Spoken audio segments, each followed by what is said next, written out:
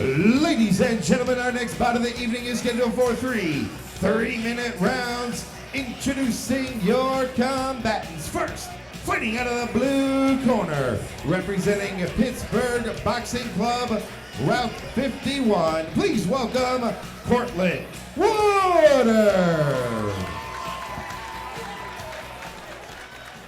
And his opponent, fighting out of the red corner after a storied MMA career, now makes his transition into the squared circle from Jericho Martial Arts. Please welcome Pretty Richie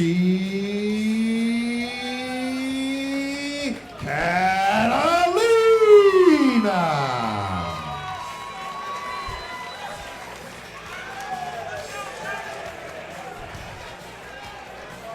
As we take it to the stare down here, you see that Cortland Woodard has no love lost here for Richie. Richie giving it right back.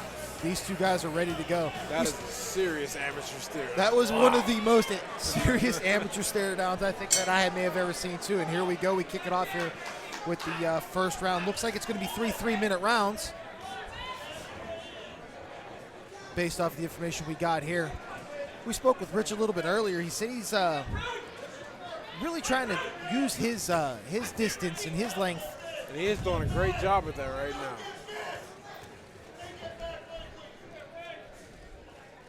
No, I didn't see their first fight, but if it went anything like the way it's going right now, I doubt that decision is controversial. But every fighter thinks a decision that goes against them is a controversial decision.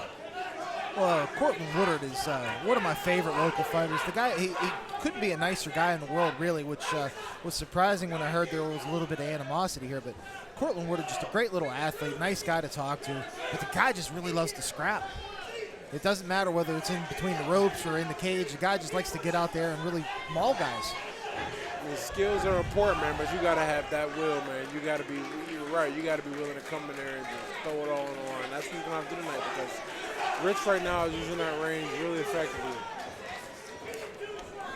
Rich being cornered tonight by his father, Rick, battling cancer. So Rich said he's going to try to get this one in here for his dad. Nice little family affair here. He said he's got his whole family with him as well, not just his father in the corner. As he's landing these shots here, almost now looking like he's finding his range, starting to land some things at will.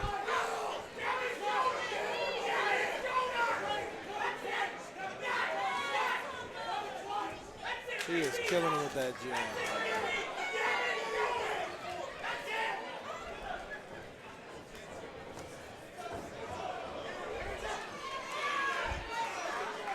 And that was a pretty good example. Protect yourself at all times as Cortland Woodard kind of tripped there a little bit, left himself open for a shot. Cantolina again landed another right left. He showboats there a little bit. Now we're having some fun. Nice little head movement, lands that jab again.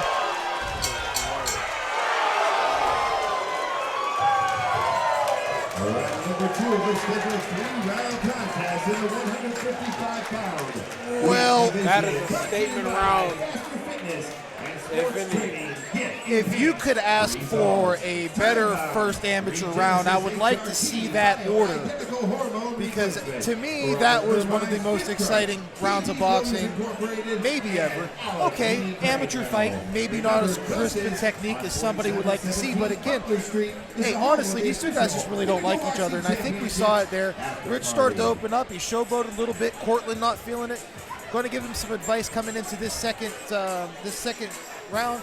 Ed, if you're working the blue corner here for Cortland Woodard, what are you going to tell him to try to look for? He has got to jab more, and he's got to move his head. His head is right there on line for those shots every single time.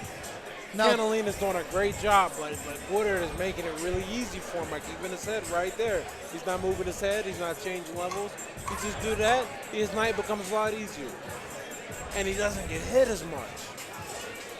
Rich Cantolina told us that he has no hard feelings really for Cortland. He just wants him to make him respect me after the fight. That was a direct quote. He said, I want to make him respect me. And I tell you what, that first round, I don't know if he still stands by that or not, because it looks like he's out there to make me install some punishment. Cortland Woodard in the blue corner coming out a little bit strong again. And also, Cantolina's footwork is really nice. I am legit impressed by how he's popping, sticking and moving, getting off, taking the angle, taking a shot. And I don't think that's a small compliment either. I mean, coming from a fighter of your stature, Ed, I think you can make some bank on that one. Oh, thank you for that. Welcome, I mean, this is like the bull and the matador right now, and this is. Yeah, Rich seems to really kind of be having his way. Really using his length, basically landing most of his power shots. And like you said, his footwork is really fantastic.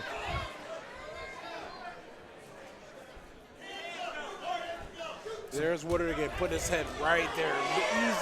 Easy target for Cantolina.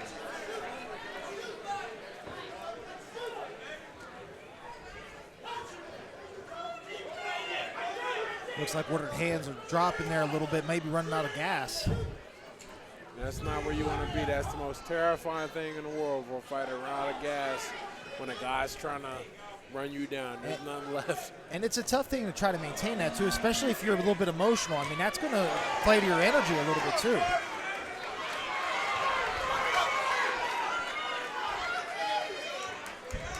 Coming in here on the closing seconds of the round, really, I still feel like Rich Cantolina's taking his fight away here. I don't feel like maybe.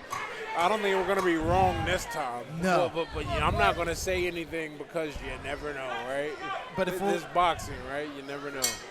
But as we move into that third round, I really feel if Cortland Woodard wants to walk away with the W here, he's really got to have to put Rich on his butt. Oh, yeah. It's not even a question. Would this be in the last round? And we can safely say, that Cantolina took the first 2 rounds. And he's sticking and he's moving. And when Woodard rushes in, he steps right off and hooks him with that beautiful check hook. And he's not moving, and Woodard's not moving his head. And one of my favorite things about Rich Cantolina, too, he switches his stances a lot. He can go from right hand to left hand to lead, and you can see with his footwork, but man, when you're fighting somebody like that who's able to switch their stances to give you a long jab with either their left or the right, I mean, that's really spelling disaster for Cortland Woodard tonight. As we see him start to work these power shots and really just giving him that will.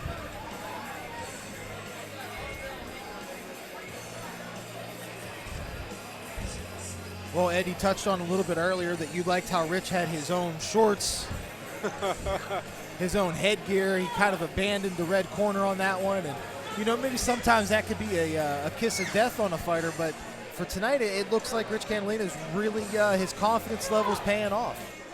100%. It doesn't. It wouldn't have mattered. He could have come out here in hot pink and no one would have cared. He is just running the table right now. As we move here into the final third round, it's got to be all or nothing here for Cortland Woodard. I mean, if the gas tank wasn't empty, he's got to empty it here, and he's got to put Rich on his butt, and he's got to do it as soon as possible.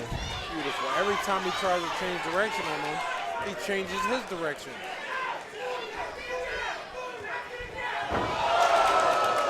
And a little bit more of that bull in the matador that you were talking about there with a nice little Olay movement. Here's why that's dangerous. We're not even. He didn't even really hit him. He just changed his force. But I think his face ran into the turnbuckle. He's got to be shaking up a little bit for that. A nice stiff jab there from Woodard. And man, he answers right back with a big right. And another one, and another one, and another one. Oh, your my. head's just sitting right there.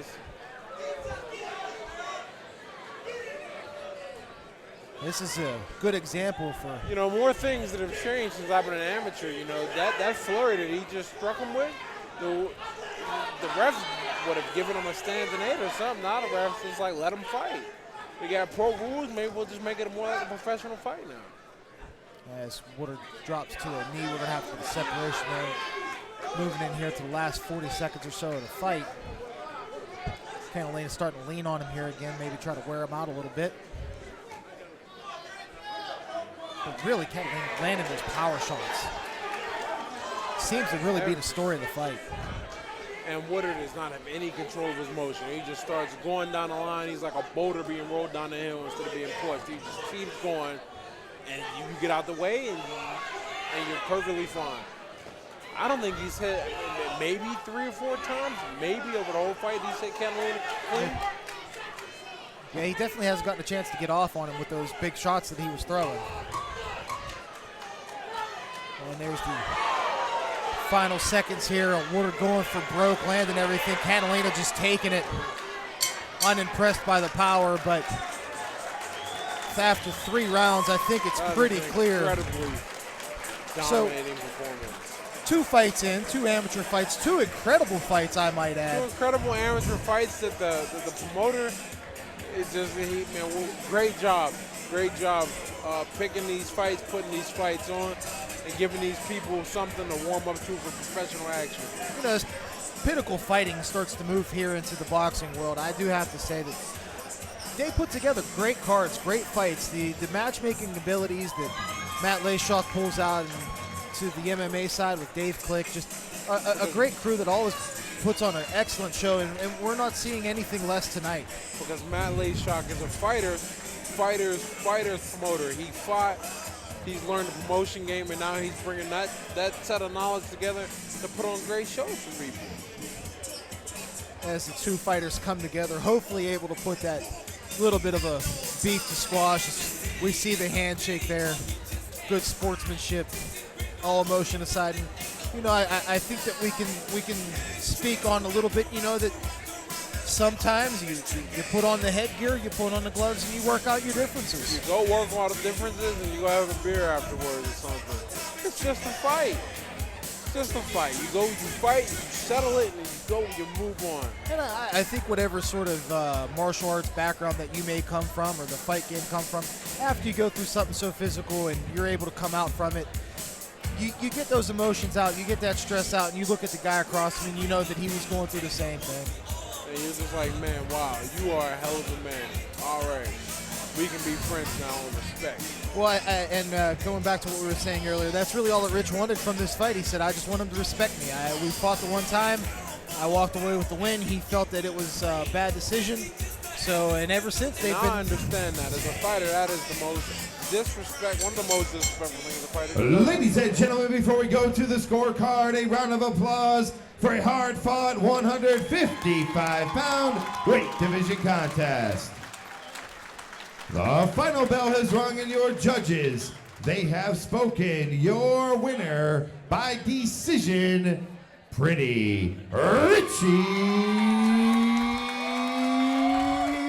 Cantolina.